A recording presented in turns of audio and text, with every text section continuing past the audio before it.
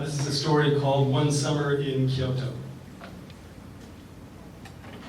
I liked working at the rug store, the physicality of it. At 19, that was new for me. A good 8x10 Persian can weigh 100 pounds. Peeling stacks back to show customers each rug, you use your shoulders, you use your core. It was sweat work, loading and unloading the van, rearranging stacks and displays. Lug rugs a few weeks and a scrawny neck thickens. Rolled up, a big rug is unwieldy. You carried him over your shoulder, normally one of us on each end, a team. And I was teamed with Hiro, which I loved. Hiro got me that job, which meant he thought I could do it, that I could be the muscle. I was happy being Lenny to his George. At the rug store, Hiro needed me. Just hefting rugs, him steering, me supporting, no pressure to talk about anything, connected by dead weight between us. It was almost enough. Customers came to the showroom by appointment, and Hiro and I would squat, one on each end of the stacks.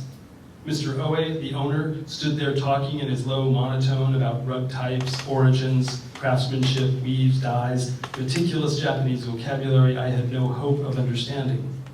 Then, on a signal in Hiro's eyes and a silent count to 3, we heaved the top rug over, revealing the rug underneath. Another vibrant pattern, more rug facts, more of Mr. Oe's soft sell. Stacks 10, 15 rugs high, customers considering options for multiple stacks. It could go on, squatting there, ready, waiting for the signal to peel back another, all afternoon, watching Hiro's eyes. It was wonderful. The rug store uniform was a bright pink polo shirt. Hiro wasn't afraid of a pink shirt. He hadn't read A Separate Piece. Pink wasn't gay in Japan.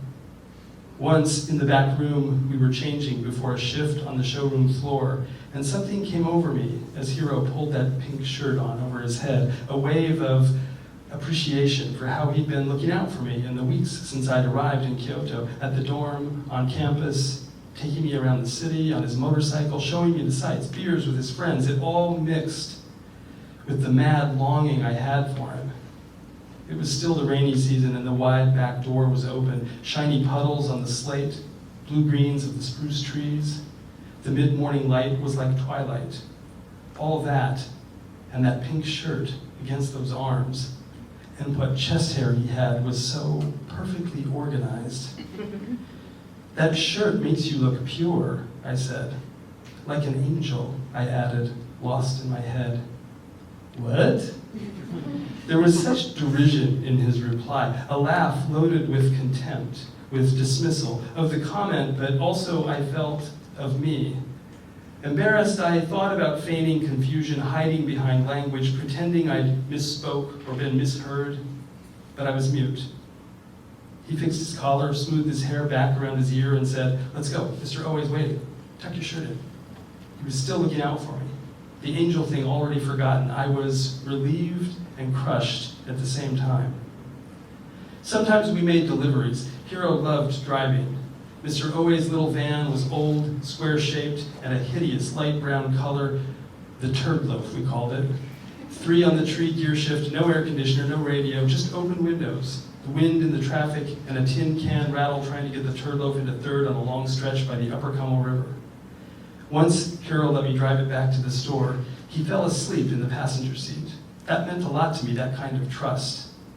At the stoplights, I'd look over at him and try to think of something to say, something he'd want to hear, something funny. I couldn't think of anything worth waking him up for. Instead, I watched a bead of sweat trickle from his temple down the side of his neck into the collar of that pink shirt. I wanted that summer to last forever. Thanks.